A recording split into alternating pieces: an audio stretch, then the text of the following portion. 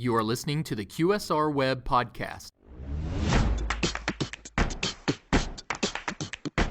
Hello again, everyone, and welcome back to the podcast. I'm your host, QSR Web Editor Shelley Whitehead, and I am amped up to say we've got some great guests today, beginning with the 4-year-old California chicken brand that dares to put fried chicken out there as a healthful option, at least in the way it fries and grills it.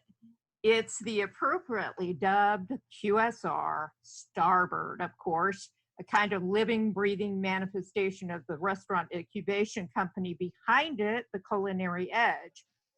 So that's where we're beginning today with Starbird CEO, Aaron Novician, who joins us. And welcome, Aaron. Thank you very much, Shelley. Great to be here today. Delighted to have you.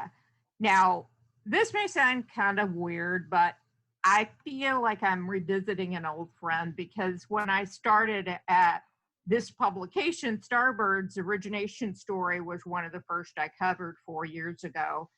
And I remember being really hyped up about the whole idea behind how Starbird approaches chicken. So tell us about that and just how you knew to go with a chicken concept years before this whole QSR chicken craze really got going in earnest. Well, it really just started as an offshoot to the Culinary Edge. And so I think I really need to share a bit about the Culinary Edge to get an understanding of how Starbird began. So the Culinary Edge is a leading food and beverage innovation agency based in San Francisco, California. And we work with 25% of the top 200 restaurant chains globally, 7 of the top 10, and we've been doing it for about 18 years now. I also am a consummate entrepreneur. I started a restaurant chain called World Wraps back in the 90s. We were a Hot Concepts winner back then. I also am the co-founder of Pacific Catch Restaurants. So I'm a consummate restaurant entrepreneur, and I have an innovation agency because I just love to solve problems and convert people's inspiration into actionable concepts. And so the team here at the Culinary Edge has been helping many other restaurant companies over the years, and we realized it was time for ourselves to walk the talk, right? Not just help others, but actually show that we know how to create and build a great brand and use it as an incubation space for the work that we do for our clients. And in addition to starting a brand, it allowed our team members to own a piece of something and know what it means to be an owner operator and not just a armchair advisor. It also got our company out of the dollars for hours business and really be able to build a growth company. So that was kind of the why we started to do it. Why chicken? Well, we've been analyzing the restaurant business for many, many years. We had seen the rise of beef and the burger growth that happened a decade before. And we said, what's next? And we went out and did a bunch of research in how we look into the marketplace, looking at what's happening in the blogosphere, looking at what chefs are doing, looking at menu items, looking at how we were getting excited about food. And we really started to see chicken emerging in choice areas around the country. It was one of several ideas that we saw building, and we actually straw man created 2 different concepts. One was in the QSR chicken space, and the other was actually how to reinvent family dining because it was a segment that really needed to be reinvented. And there's actually a third one, which was about casual Mexican, which, as you can see, a lot of the kind of cool taco concepts that have emerged over the last 5 years, that was a space we saw as being an opportunity. We took these ideas out to the investment community, and it was pretty resounding, the acceptance and excitement that people had over our idea around Starbird, which was really reinventing the fast food experience from an ingredient and product standpoint, from a convenience standpoint, and from a design aesthetic. Ultimately, we wanted to take all the bad things away from fast food and reinvent them all around the idea of utilizing a protein being chicken, which is the most eaten and fastest growing protein in the marketplace. That's really where we began. So, wow, that's a lot of history in a little bit of time. So kudos to you for kind of squeezing all that in there. But have you, I mean, I guess at this stage of the game, do you feel like you've really executed on that goal of creating a fast food restaurant chain that delivers on healthful, I guess, or on quality? Because fast food industry has taken a real beating, repeatedly over the last several decades. Sure. And when we started Starbird, we had to say, what is our perspective on health? What is our perspective on quality, right? Because every restaurant concept has a positioning around it. We don't want to be called a healthy fast food restaurant. We have customers who say, well, you're always healthier than somebody and you're always less healthy than someone else. And so it depends on where health is on the spectrum. We like to ensure that people have options for the way that they define health. So for example, if you are gluten-free, you can eat our chicken tenders. And if that's important to you, we can fulfill that health need. If you don't eat fried food and want grilled food and think that that's a better and lower fat, high protein forward approach to food, we offer that. We have vegetarian options. So it's not that, first, we're a bunch of chefs. So deliciousness always wins, period. And you can make delicious food as healthful or as unhealthful as you like. We've learned over time. And so that's our general approach. We didn't say we want to be a healthy fried chicken restaurant, and we don't describe ourselves as such. We describe ourselves as being positively delicious, right? And positivity to us is about making a difference in our community, making a difference in our team, making a difference in the environment through the ingredients we use, because we literally use all fresh ingredients, right? We are making 100% of our sauces in-house every day. We are cutting all the vegetables, pickling vegetables, roasting vegetables in our restaurants every day. We are baking bread in-house, so we have fresh baked bread for our sandwiches. And so to us, like, the quality of the ingredients is we're not just not talking about it, we're showing it, we're doing it, we're making a difference where we as chefs who have started this company believe the culinary quality is what makes a difference. All right. So now today you've got 6 locations. Am I correct? Correct. We have 3 street side, which are our brick and mortar restaurants. We have 1 restaurant at SFO, which is a licensed restaurant. We have 1 in the Levi's Stadium where the 49ers play and there are concerts. And we have 1 ghost kitchen. We are also currently under construction of 3 more restaurants, 2 more street side, 1 in Campbell, California, 1 in Walnut Creek, California, and a second ghost kitchen. We've teamed up with the Cloud Kitchen folks for a location in Oakland, California. Okay, so let me ask you this, and I called Starbird healthful because of the rice bran oil and all that kind of thing. So I'm probably going to go do the same thing and give you a misnomer, but no, it's not a misnomer. It's just I think that when you can call yourself healthy, but generally when you call yourself something, we'd like to show what health means. We here at the Culinary Edge have an adage that says there's no universal definition of health. If you have 8 people sitting around the table and you say to that group, hey, who here eats healthfully? And maybe 6 or 7 of them raise their hand. And then if you asked each one of them, what does eating healthfully mean to you?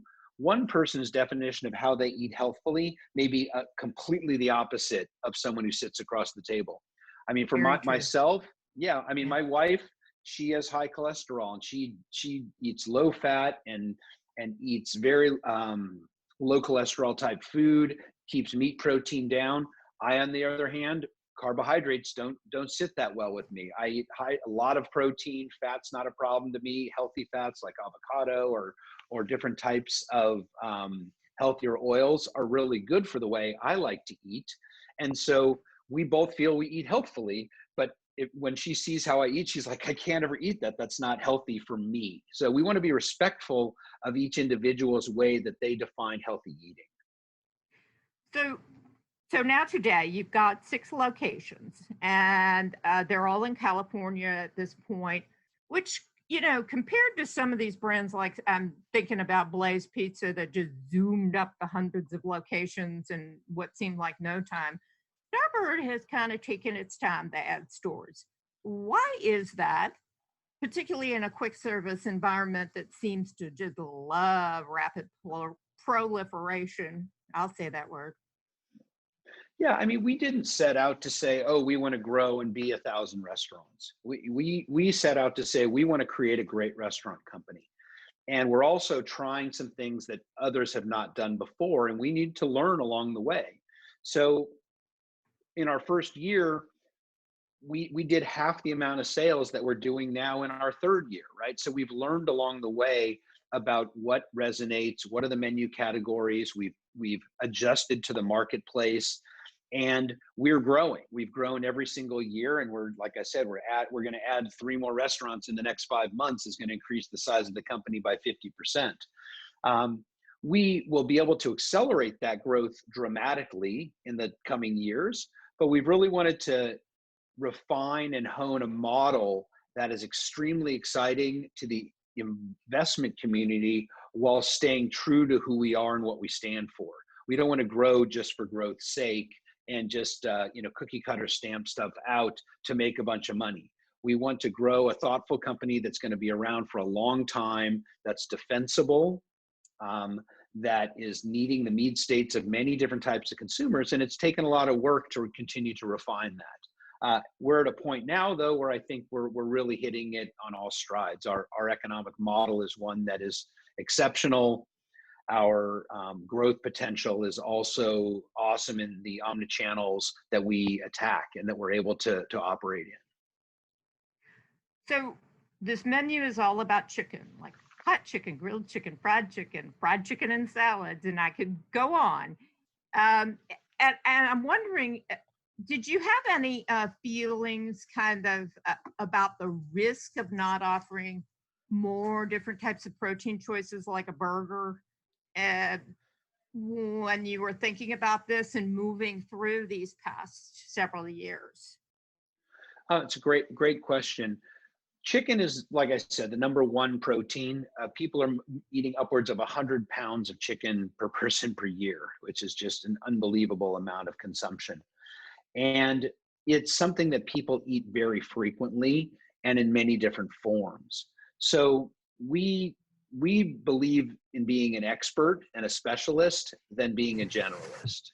And we found that chicken is a great product to be able to be eaten in different forms, right? You've got wings, you've got fried, you've got tenders, you've got boneless wings, you've got grilled, and that type of thing. The only other protein that we've chosen to use is a vegan product, and we're actually going to be launching Starbird, which is a trademark product that we've developed, which will be our plant-based protein that is for those who don't eat animal protein. And we find that here, particularly in California in the Bay Area, but certainly nationally, plant-based proteins are growing. And we found a product that we're excited about putting our signature sauces and putting between our fresh baked bread, that type of thing. Ooh, that's new. So when is that going to happen, if you could say, and who are you partnering with? We're not announcing who we're partnering with. We do have a supplier partner who's producing the product for us, and we'll be putting the product in test a little bit later this year. And then with the new year, we'll be launching system-wide. Well, something to look forward to. Now, the elephant in the room here, maybe I should say the chicken in the coop, because I'm the queen of queer turns of phrases, is that this pandemic and Starbird's adaptation tactics have worked pretty well, haven't they? So how did this brand flex to meet this restrictive restaurant environment, and what kind of success have you had? Yeah, I mean, what we're experiencing as an industry right now is something I, in my close to 30 plus years in the industry, have never seen and hope to never see again. And I feel, you know, my heart reaches out to so many of the restaurants who've had to close, so many of the people who've got sick. Those are things that are truly tragic that and we're not out of the woods yet. So how we thought about it at Starbird is we said, okay, this is something that's real. This is something that is threatening to, first and foremost, our people, and secondly, to our business. I would say secondly to our community, and thirdly to our business. And so we as a team got together and said, we've got to stay very focused on filtering our decision making in a way that everybody can be on board. And so we narrowed it down to those three items. How does this decision affect our people? How does this decision affect our community? And how does this decision affect our business health?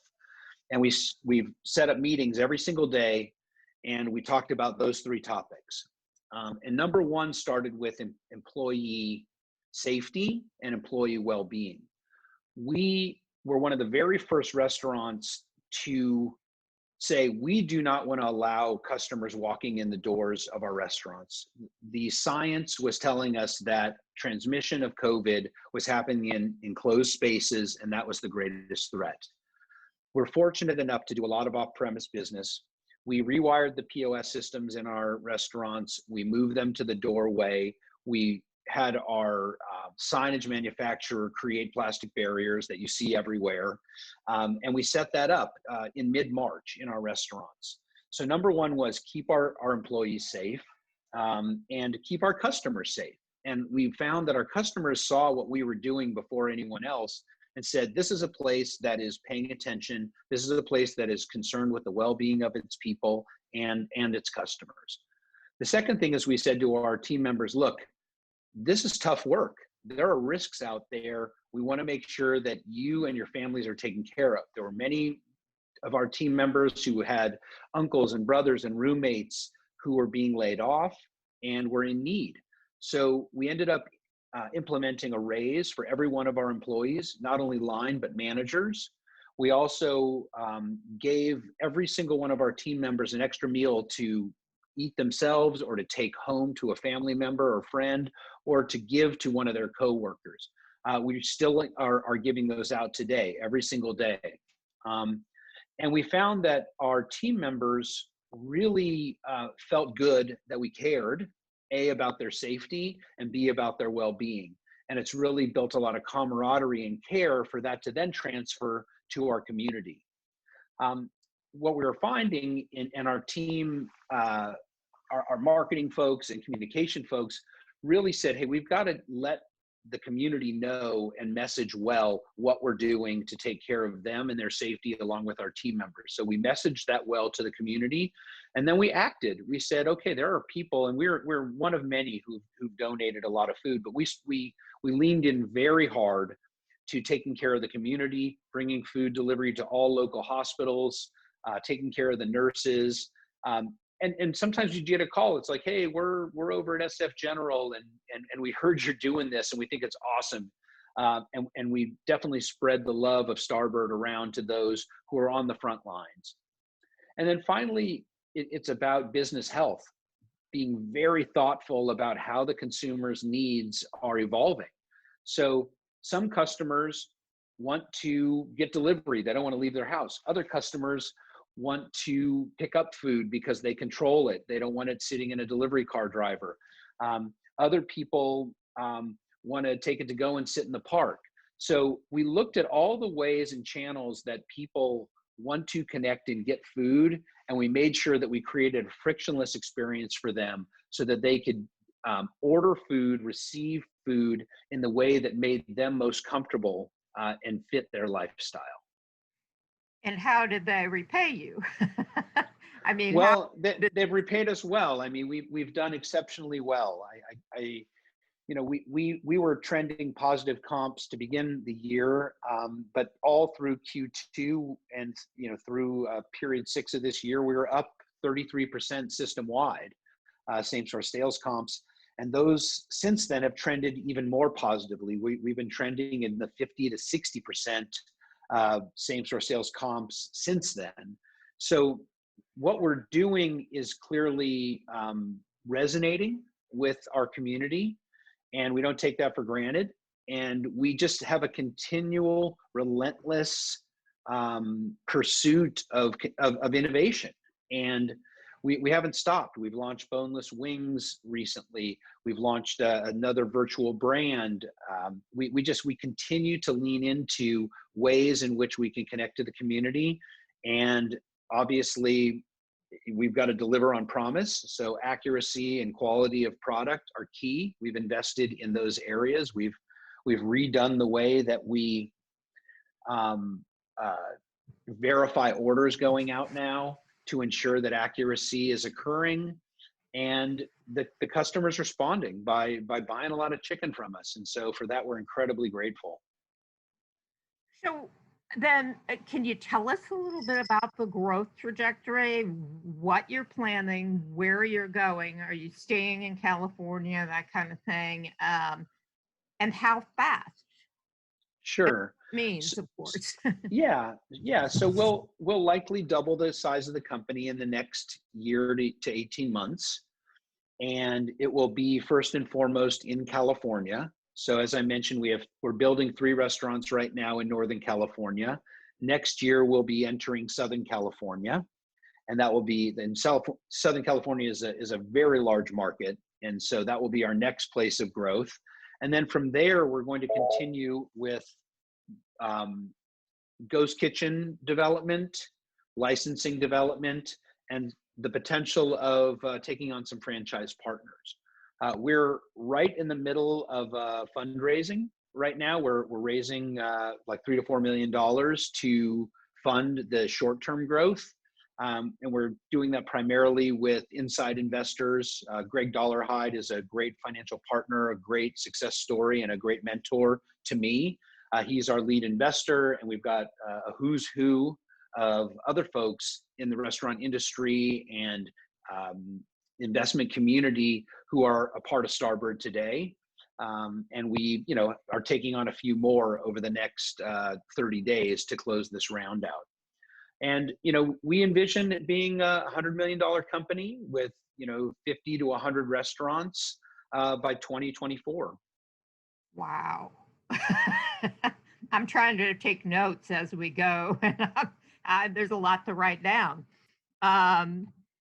Well, listen, I have one kind of final question for you, because I can't let you go without getting your take on the whole hot fried chicken sandwich phenomena. You proved yourself pretty clairvoyant on these types of things. So where is this all headed, in your opinion? Yeah, it's a great question. I was, it makes, when you ask the question, what's happening with hot chicken, we serve hot chicken. I think we've got an incredible hot chicken. We do hot chicken tenders. We do a hot chicken sandwich.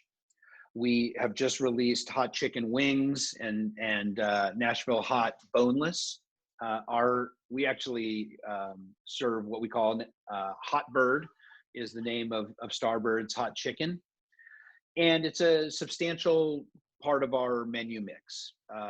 It's not our number one product by any means, but it is a substantial category for us. I think when I learned something back in the 90s, I was a co-founder of a chain called World Wraps back then. And World Wraps does amazingly today. It's been reinvented here in the Bay Area.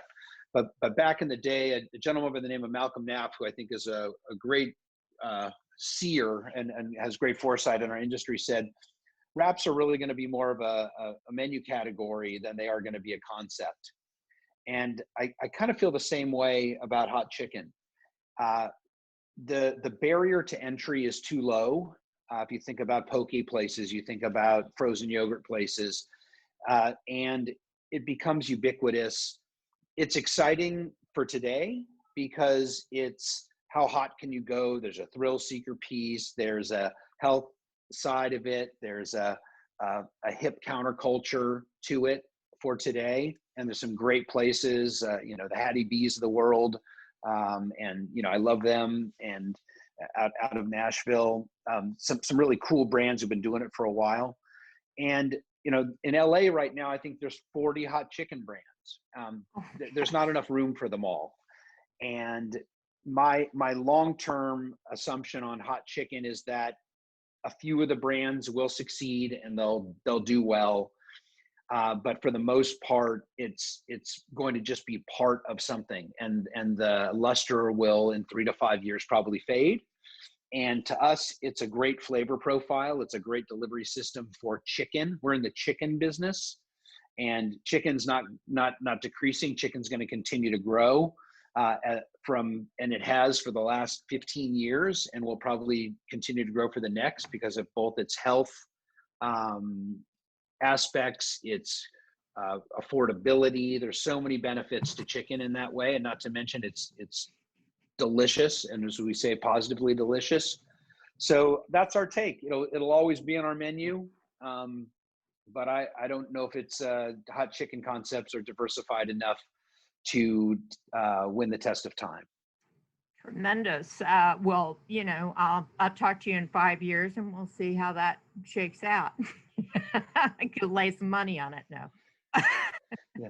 No, there's some great and smart people behind some of these hot chicken concepts, and I think being as adept and as thoughtful as they are, they will likely be successful, right? But there's going to be a lot of collateral damage, I would say, in the Me Too folks. Aaron Novician, CEO of Starbird, it has been an absolute delight to get to bounce some questions off you today. I certainly wish you tremendous success wherever the road leads in the future.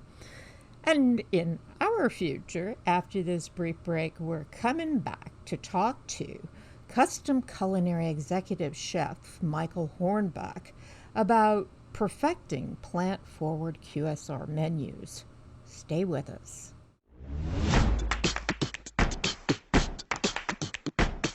All right, now we are back, this time with one of the professionals from food service culinary flavor provider Custom Culinary, which many listening know for the company's assortments of sauces, bases, soups, and whole flavoring systems.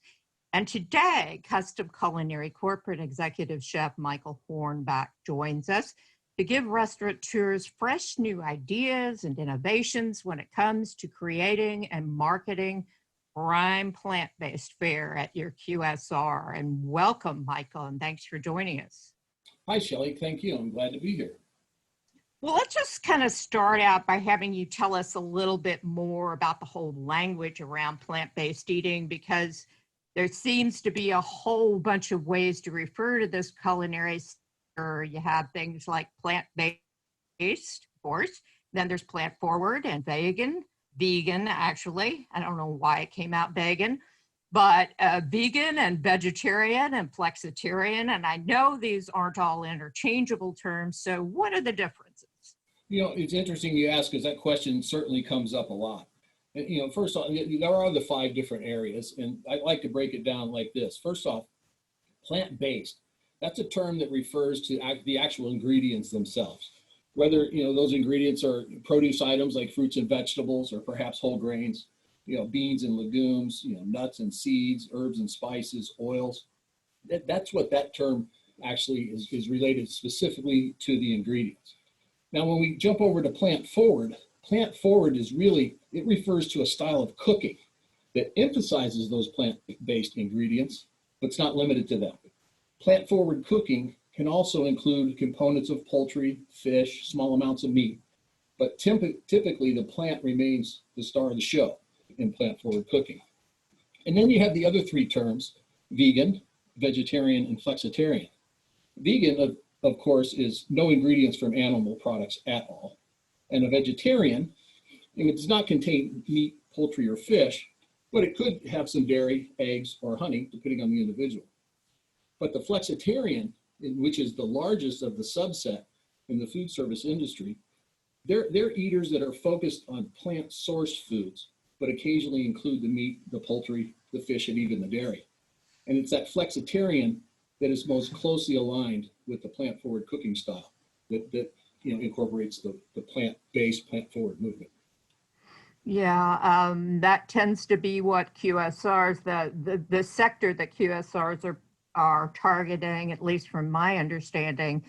From your view, as someone who is, well, quite literally top of the food chain at Custom Culinary, what would you say is the main objective most operators are hoping to achieve when it comes to incorporating plant-forward foods into their menus? Well, in the operators that I've spoken with and in reviewing some of the industry data, what we're seeing is that primary objective is in and around the flexitarian, which I mentioned was that largest subset of customer that's out there. And they're looking, the flexitarian, of course, is looking to eat less animal-based proteins, but the operator is looking to incorporate those sorts of menu items on their menu for that largest subset, which is roughly 65% of the operators feel that way. Wow, that's 65%. I'll be darned. Yes. All right. So I don't need to tell this audience, but restaurant operators face huge numbers of challenges in day-to-day operations. So what do you feel some of the biggest challenges are when it comes to operators actually attaining their goals with plant-forward menu options? Well, in the discussions that we've had with our operators and through some of our calls that we've conducted, it's kind of split between a couple different things.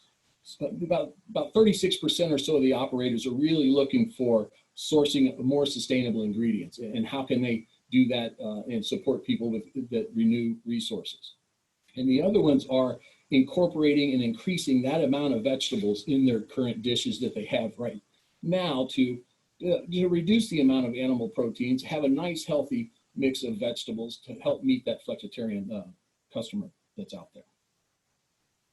So how important is it then to current operators in this COVID-19 environment to incorporate a more sustainable plant-forward menu into the lives of their brands, and then to take that even a step further, exactly what are restaurant operators most interested in adding to their menus in this realm?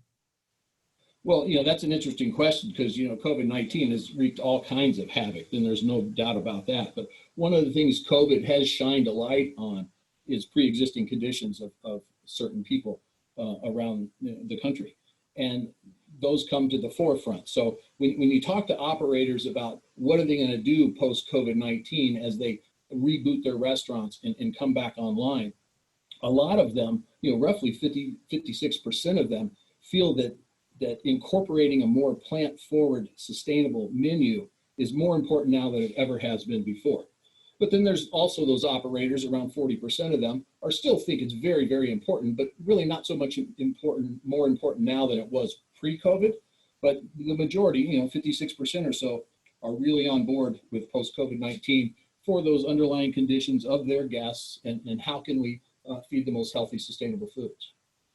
And, and what you talked about, what are they interested in incorporating? So when you're creating those menu items, it's all about boosting flavor. So flavor boosting ingredients that incorporate unique fruits and vegetables in nuts and legumes, whole grains, things like that.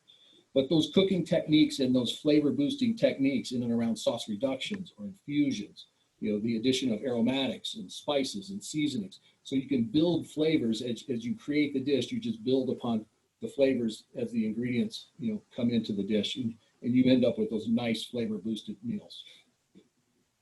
Is it a whole new kind of ball of wax when you get into augmenting flavors of plants versus flavors of meat?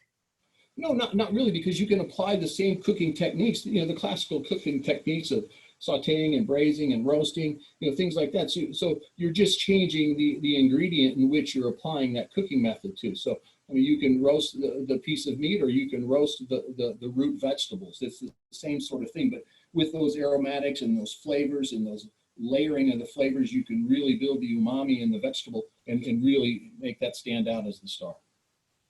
Kind of fun for chefs, I would think. Oh, yeah, it's fantastic. Because, it's really, the innovation piece is a lot of fun and a lot of creating. is keeps it interesting. That's the whole idea. Yeah. Let me ask you, how does custom culinary help operators achieve all these types of things we've been talking about for their plant forward goals? Well, the great thing about custom culinary is, we have a singular mission, and that's to provide food service and food processing professionals with true, real, and authentic flavor solutions, because that's what we do. We create flavor solutions. But everything we do is through that lens of sustainability and making a positive impact on the planet. So one of the things that we've done as a culinary team is we've created a plant forward cookery service. It's part of our umbrella and our initiative of cooking with custom culinary. And what this service does is it specializes in helping chefs and restaurateurs around the country who are looking for the things that we discussed today, those plant forward solutions for their menus. We assist them in the creation of those customer validated, delicious plant forward creations, because it has to be delicious in order for it to work. If it's not delicious, nobody's going to jump in on this, right? So we help them create that. And our program is, has several different components. It's the service itself that we offer, but it's made up of the innovation piece, which is the fun piece we talked about, of creating the new delicious recipes. It has a training component to it. It has marketing support component to it, along with the community support of local farmers who are renewing sustainable resources as they grow their produce, or local producers. So we like to incorporate those sorts of things in our solutions for those operators. And most importantly, we align everything to the principles of healthy and sustainable menus that make that delicious food. And all this comes down to being true to the food, which is what our mantra is at Custom Culinary, is to be true to the food with those authentic flavor solutions. So that's one of the things that we've come up with to help the operators around the country be successful when it comes to plant forward. I like that. Be true to the food. Michael Hornbeck is corporate executive chef at Custom Culinary, and he's been our tour guide today through this walk through the vegetable patch for limited service restaurateurs. I've learned a lot, I know, and I'm sure all our listeners have taken away some great ideas and inspiration too. So thank you, Michael. Oh, you're welcome, Shelly. And that takes us to the end of today's podcast, but I sincerely hope you will check out the next edition of the QSR Web Podcast for more news. Until then, here's to wishing you the best business possible, and of course, lots of good eats. Bye now.